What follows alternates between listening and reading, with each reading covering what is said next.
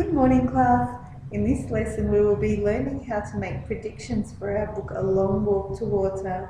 But first, what is prediction? Why do we predict and how do we predict? So what is prediction? Prediction is when we tell what we think will happen in the story before reading the text. Then we confirm our prediction by reading the text and see if they are correct. Okay, so now that we know what prediction is, let's look at why we have to learn it.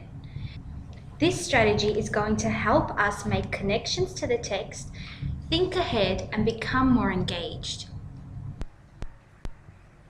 How do we make these predictions and what do we base them on? First, we need to look at the information given to us on the front cover. These clues can help us predict what the book will be about. Let's give this a go. Look at the front cover and write down the clues you can see. Off you go. What clues did you find? Let's take a look at them together. When I examined the front cover, I noticed the author. I remember this author from another book I read. When I look at the cover, I notice this title seems like they don't have any water, or they walk far to get water, or they have limited water supply. And when I looked at this front cover, I found that the illustrations gave away a lot of clues. There is a person carrying a bucket of water, which tells me that people are deprived of water and need to go elsewhere to find it. There is a sunset, which indicates to me that this person may have to walk very, very long hours to get to this water. And I also noticed that the land is dark and flat with no trees in sight, which indicates dry desert land, also supporting my prediction of no water.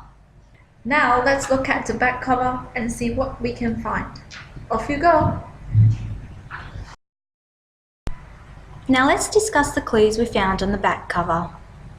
The back cover has two symbols. Could these represent something?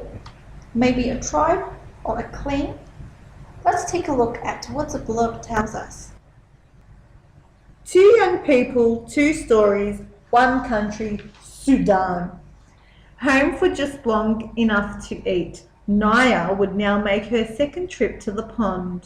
To the pond and back, to the pond and back. Nearly a full day of walking altogether. This was Naya's daily routine 7 months of the year. Daily, every single day. Salva ran until he could not run anymore. Then he walked for hours until the sun was nearly gone from the sky. As Salva walked, the same thoughts kept going through his head in rhythm with his steps. Where are we going? Where is my family? When will I see them again? This mesmerizing dual narrative by Newbery medalist Linda Sue Park shows us that in a troubled country, determined survivors may find the future they are hoping for.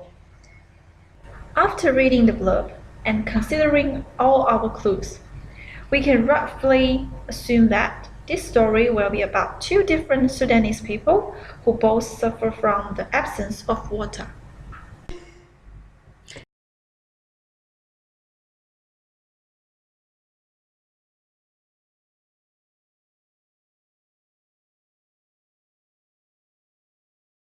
Created using Powtoon.